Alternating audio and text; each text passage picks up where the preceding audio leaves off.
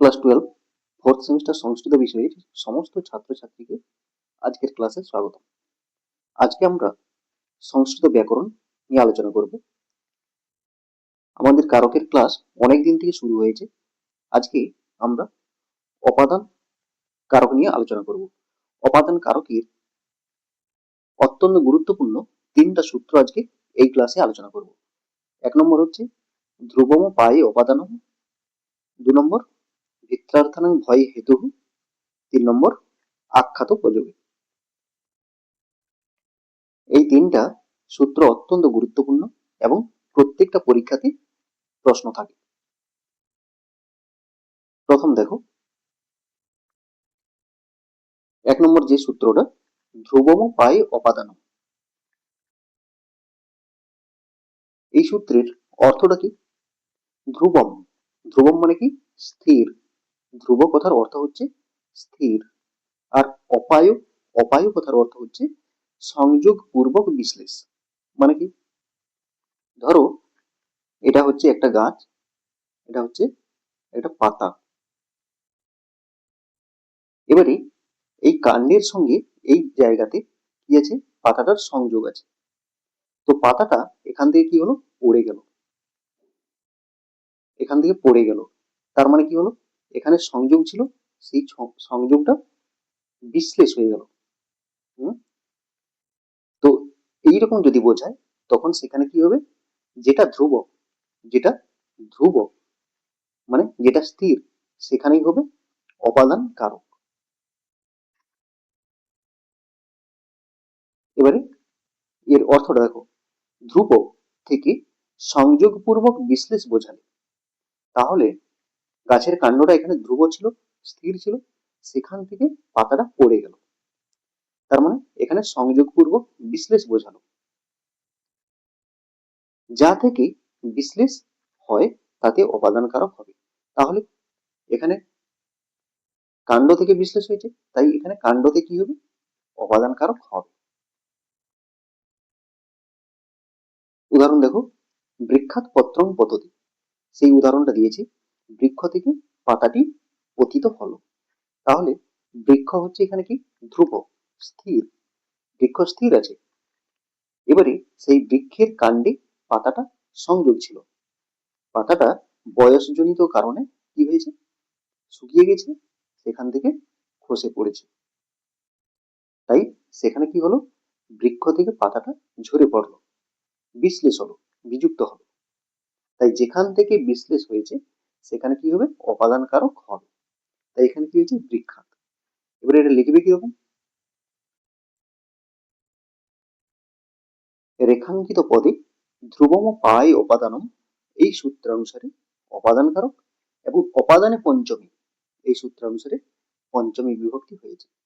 এটা যেহেতু এটা যেহেতু অপাদান কারকের সূত্র, তাই এখানে আলাদা করে বিভক্তির একটা সূত্র উল্লেখ করতে হবে। এরপরে দেখো, অত্যন্ত সহজ 2 নম্বর, ভিত্রার্থানাং ভয় হেতু। ভিত্রার্থানাং ভয় হেতু, এখানে আমাদের দুটো জিনিস লক্ষ্য রাখতে হবে। কি কি? ভয়ার্থ আর ত্রাণার্থ। উদাহরণে ভয়ার্থ ধাতু আর ত্রাণার্থ ধাতু আছে কিনা আমাদেরকে দেখতে হবে। আচ্ছা, এর অর্থটা কি? ভিত্রার্থানাং ভয় হেতু, এই সূত্রের অর্থটা কি? ভয়ার্থ ও ত্রাণার্থ ধাতুর প্রয়োগে ভয়ের হেতু অপাদান কারক হয়। এবারে উদাহরণটা দেখো, দিলে পরিষ্কার হয়ে যাবে। স্বব্যাঘ্রাত বিভেতি, স্বব্যাঘ্রাত বিভেতি। প্রথমেই বলেছি এখানে ভয়ার্থ ধাতু আছে, উদাহরণ বাক্যে। এবারে সে ব্যাঘ্রাত,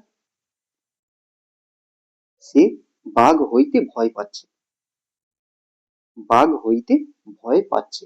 তাহলে এখানে কি বলছে? ভয়ের হেতু।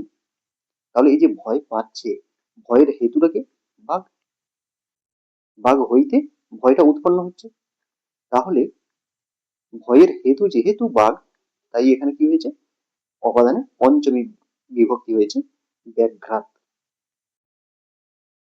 অনুরূপ ভাবে দেখো, দস্যুভ্য রক্ষতি, এই যে ত্রাণার্থ ধাতু, ত্রাণ কথার অর্থ কি? রক্ষা করা। এই রক্ষতি, দস্যুভ্যঃ রক্ষতি, মানে দস্যুদের হাত থেকে রক্ষা করছে, দস্যুদের হইতে রক্ষা করছে। হুম, এরকম একটা অর্থ আসছে। তাহলে এখানে রক্ষা করা ধাতু, ত্রাণার্থ ধাতু এখানে আসছে। সিংহাত ত্রায়তে, ত্রায়তে মানে ত্রাণ করা অর্থে। ত্রাণ মানে সেই রক্ষা করা, সিংহ হইতে রক্ষা করছে। তাহলে এখানে ত্রাণার্থ ধাতু আছে, এখানে রক্ষতি ধাতু আছে, আগেরটাতে বিভেতি ধাতু আছে। তাহলে এই ধাতুগুলো উল্লেখ থাকবে এবং রেখাঙ্কিত পদে যেটা, যার নিচে রেখা অঙ্কিত থাকবে, সেখানে পঞ্চমী বিভক্তি অর্থাৎ খণ্ডত বা ভয়জকলা বিসর্গ এইরকম একটা শব্দ থাকবে। এইরকম একটু মনে রাখার চেষ্টা করবে। এবারে লিখবে কিরকম দেখো, রেখাঙ্কিত পদে ভিত্রার্থানাং ভয় হেতু, এই সূত্রানুসারে অপাদান কারক এবং অপাদানে পঞ্চমী, এই সূত্রানুসারে পঞ্চমী বিভক্তি হয়েছে। এটা যেহেতু কারকের সূত্র ভিত্রার্থানাং ভয় হেতু, তাই এখানে আলাদা করে একটা বিভক্তির সূত্রও লিখতে হবে। অত্যন্ত সোজা। আর একটা সূত্র, এটাও অত্যন্ত গুরুত্বপূর্ণ, পরীক্ষাতে এটাও থাকে। আখ্যাত উপযোগী, আখ্যাত উপযোগী এর ব্যাখ্যা করতে গিয়ে দীক্ষিত কি বলেছেন? আখ্যাতা অধ্যাপয়িতা উপয়োগ নিয়মপূর্বক বিদ্যা শিকার, এই কথাটা ভট্টজি দীক্ষিত বলেছেন এর ব্যাখ্যা করতে গিয়ে। এবারে এর অর্থটা কি? এর অর্থ হচ্ছে নির্দিষ্ট নিয়মে বিদ্যা গ্রহণ করা বোঝালে উপদেশ দানকারী অপাদানকারক হয়। একটা নির্দিষ্ট নিয়মে যদি বিদ্যা গ্রহণ করাটা বোঝায়, যে বিদ্যা দান করছে তাতে কি হবে? উপাদানকারক হবে। অত্যন্ত সোজা। উদাহরণ দেখো, শিষ্য হোক উপাধ্যায়ের শাস্ত্রম অতিথি, শিষ্য উপাধ্যায়ের কাছে বা উপাধ্যায়ের কাছ হইতে শাস্ত্র অধ্যয়ন করছে। তাহলে এখানে কে অধ্যয়ন করছে? শিষ্য। কার কাছে? উপাধ্যায়ের কাছে। উপাধ্যায় মানে কি? আচার্য বা অধ্যাপক বা শিক্ষক। উপাধ্যায়াত শাস্ত্র অধ্যয়ন করছে। তাহলে এখানে কে শিক্ষাদান করছেন? উপাধ্যায়। যিনি শিক্ষাদান করছেন তাতে কি হবে?